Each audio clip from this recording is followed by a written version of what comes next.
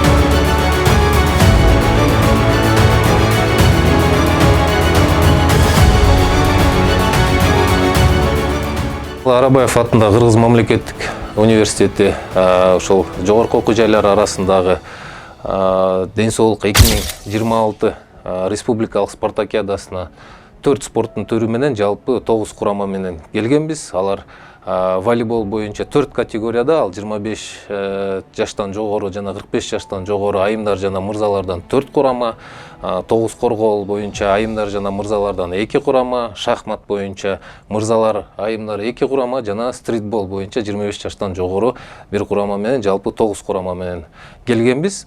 Жыйынтыгында биз ошо 9 курамадан 6 курамабыз ошол байгелүү орундарга ээ болду. Волейбол боюнча 45 жаштан жогору айымдар жана мырзаларыбыз 2-нчи орунду багындырышты. 25 жаштан жогору айымдар жана мырзаларыбыз 3-нчү орунду багындырышты. Ал эми 9 коргоол боюнча мырзалар жана айымдар командасы тең 2-нчи орунду багындырышты. Оюндар абдан курч өттү, анткени ар бир жогорку окуу жай өзү баягы спорттук жактан күчтөнүп ушул республикалык спартакиадага даярданып келгендиги мындай маалым көрүндү да. Ошо менен биз баягы сыймыктанып да айтсам болот, анткени ошол 4 курамабыз ошо финалдык оюндарга чейин жетти. Бул спорт экен. Бирде жеңилүү болот экен, бирде жеңиш болот экен.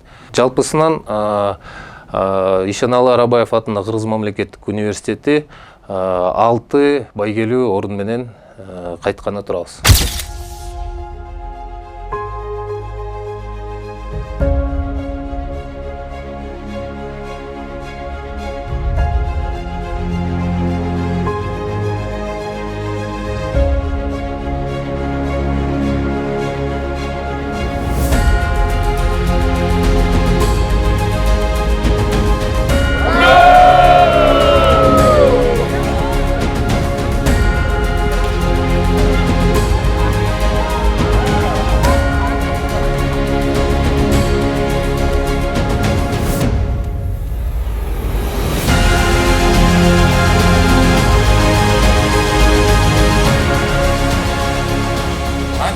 Ушул спартакиада аркылуу, спорт аркылуу жогорку окуу жайлардын ортосунда кызматташтык, достук жана ынтымакты бириктирип, бардыгыңыздарга ийгилик жана ден соолук каалап кетмекчибиз. Чоң рахмат.